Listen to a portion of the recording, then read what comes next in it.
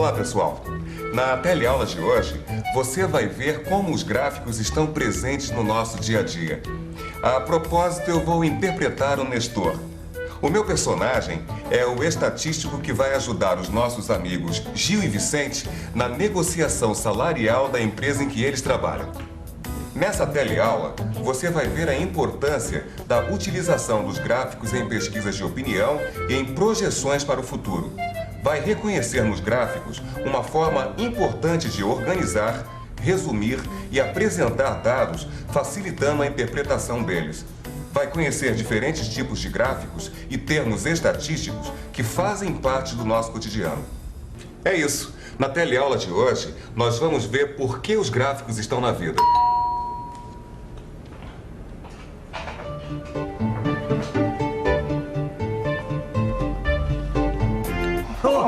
Seu Nestor, como vai? Tudo E aí, bem? como vai? Tudo bom? Obrigado, Desculpa o atraso, hein? O trânsito nessa cidade, você sabe como tá. Eu entendo. Fica à vontade. Dá licença. Dá licença.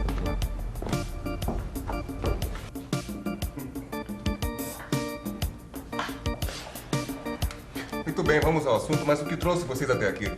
Sabe o que é, Nestor? Nós estamos representando os funcionários lá da empresa e estamos precisando nos organizar para as negociações salariais. Sabe o que é, seu Nestor? O Vicente acha que só porque o senhor trabalha com pesquisa, tabelas, gráficos e essa coisa toda, ele acha que o senhor vai poder nos ajudar. Mas a gente sabe que... É claro que posso. Mas não falei pra você que esse negócio de estatística não ia... Peraí, o senhor disse que pode nos ajudar? É isso mesmo, Gil. Mas antes, vamos usar como exemplo esse gráfico que fala sobre o trânsito. Vicente, apaga essa luz, por favor. Atenção. Projeção. Desde 1957, quando a primeira fábrica de automóveis se instalou por aqui, a produção vem crescendo. Porém, entre as décadas de 80 e 90, a produção sofreu uma pequena queda, voltando a crescer ainda mais a partir daí. E com isso já somos o 8º maior produtor de carros do mundo. É isso mesmo, Gil. Agora vamos voltar ao gráfico. Como todo gráfico, esse também tem dois eixos. No horizontal estão colocados os anos e no vertical a quantidade de automóveis produzidos. Até aí eu entendi, Nestor. Mas o que você não entendeu, Vicente? sabe o que é? O que quer dizer esses asteriscos ali, ó? 95, no 2000. Mas peraí, Vicente, olha aqui, ó. Você não tá vendo aqui, ó? Esses asteriscos aqui indicam que isso é uma estimativa. Ah, é? É. Então você que é o sabe tudo, me diz o que é uma estimativa. Mas peraí, Vicente, você não sabe nem o que é isso? Você não sabe o que é uma estimativa? Não sei. Ah.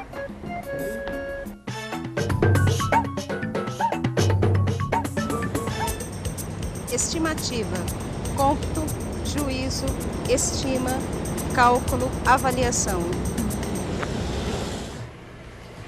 Avaliação. É isso.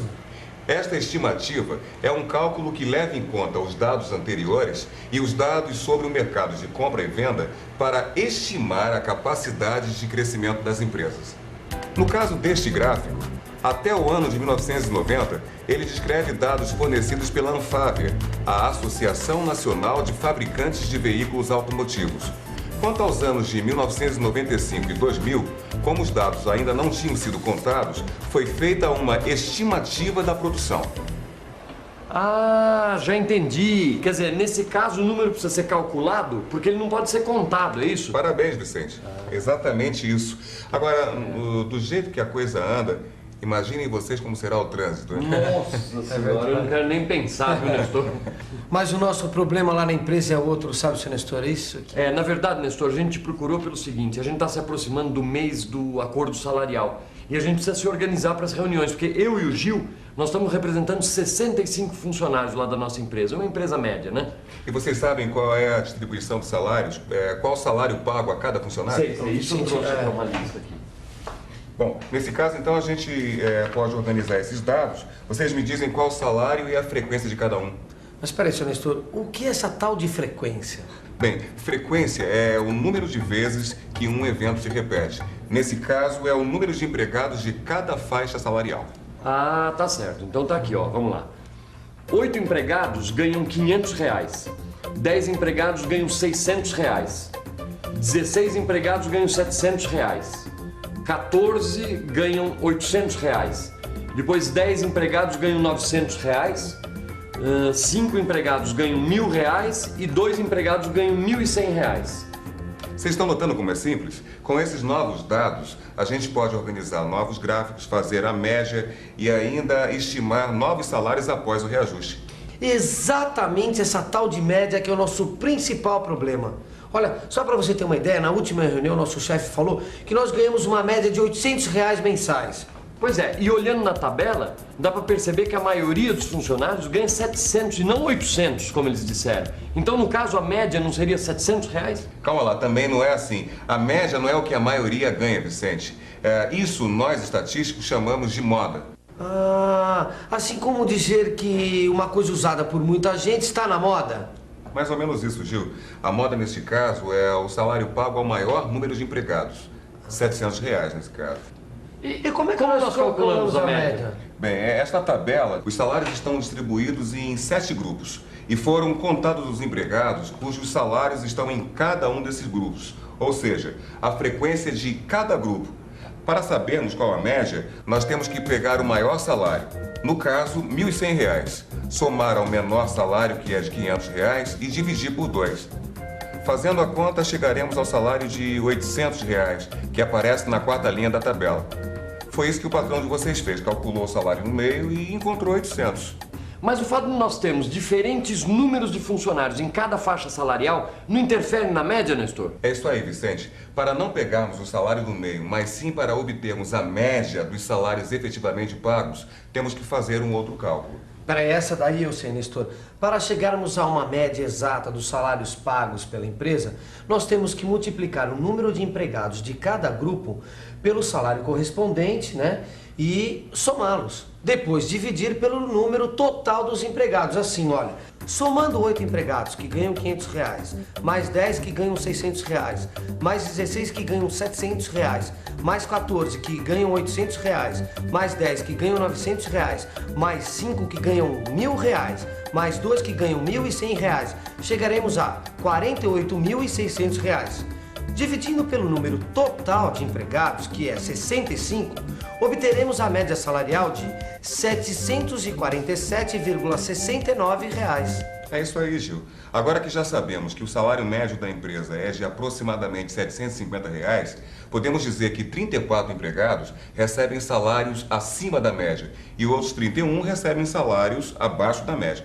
Ô, Nestor, me desculpe, mas eu não estou entendendo muito bem. Será que tem uma outra maneira de representar tudo isso? Não, a gente tem outra maneira sim. Vamos construir um gráfico.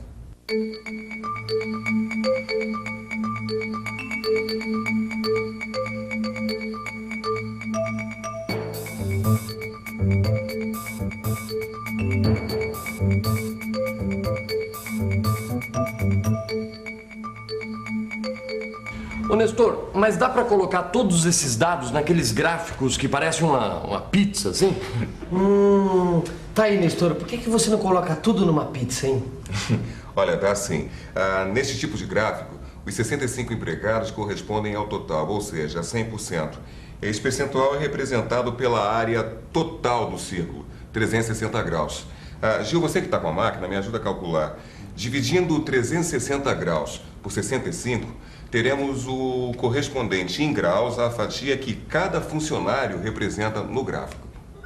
Então cada funcionário corresponde ao ângulo de aproximadamente 5,54 graus. Escuta, mas como é que a gente sabe a fatia do gráfico ocupada por cada grupo de funcionários? Que tal pensarmos um pouco? Vamos pensar um pouco. Vamos pensar um pouco neste problema. Esta é fácil. Eu já sei que cada funcionário representa 5,54 graus. Então, se eu multiplicar o número de funcionários de cada grupo pelos 5,54 graus, chegarei ao ângulo correspondente a cada grupo no gráfico. E com o valor correspondente a cada grupo no gráfico, a gente pode montar uma nova tabela, não é isso? Muito bem, Vicente. Multiplicando 8 por 5,54 graus, chegaremos a 44,32 graus. Arredondando, 44 graus. 10 vezes 5,54 graus dão 55,40 graus. Arredondando, 55 graus.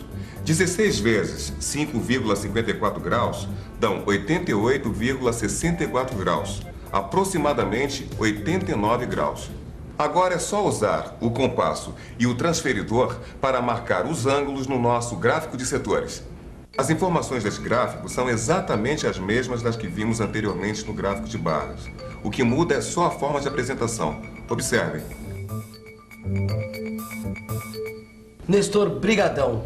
Nós vamos ficar devendo essa pra você. Você não sabe como a sua ajuda foi útil pra gente, viu? Agora eu que estou precisando de ajuda. Eu estou fazendo uma pesquisa e estou precisando da opinião de vocês. Manda lá, Nestor. Quando vocês saem sabendo que vão dirigir depois, costumam pedir bebidas alcoólicas? Ah, não, claro que não. Claro que não. Não. Oi, quando você sai e você sabe que vai dirigir depois, você costuma pedir bebida alcoólica? Não, eu não bebo, muito dificilmente. Não. Não, geralmente não. Quando você sai à noite, sabe que vai dirigir depois, você costuma pedir uma outra bebida alcoólica? Não. Porque é muito perigoso. Ué, Nestor, e como é que você faz pra saber a opinião de todo mundo? Bem, nesse tipo de pesquisa, nós não entrevistamos toda a população. Trabalhamos com uma amostra representativa, ou seja, um subconjunto da população. E como é que esse grupo é escolhido? Bem, tem que ser um grupo que represente todos os tipos de pessoas.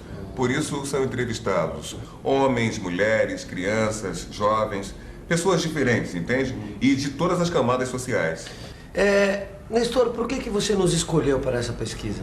Bom, na realidade, Gil, as pessoas não são escolhidas, né? Nós apenas determinamos quantas pessoas de cada tipo serão entrevistadas. Daí por diante é aleatório.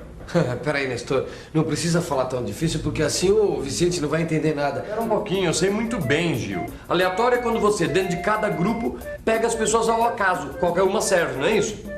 Tô falando que eu sei. E atenção, se liga aí que é hora da revisão. Na teleaula de hoje, vimos a importância dos gráficos no nosso dia a dia para fazer estimativas e projeções futuras, para organizar informações e para facilitar a visualização dos dados. Vimos também que a frequência é o número de vezes que um evento se repete e que a média é o cálculo da soma de eventos dividida pelo número total da frequência. E ainda que moda é a representação da maioria. Por fim, vimos que uma amostra aleatória deve incluir os mais diferentes tipos de pessoas e camadas sociais. Tchau aí, Nestor. Tchau. Valeu. Tchau, Nestor, obrigado. Abração, hein? Legal. Valeu Foi um mesmo. prazer. Bom, está na hora de você entrar na moda. O que o Gil está querendo dizer é que você deve fazer agora o que a maioria dos telealunos vai fazer. Ou seja, pegar o seu livro e revisar os conceitos aprendidos nessa teleaula, não é? Exatamente. Até a próxima. Tchau, hein?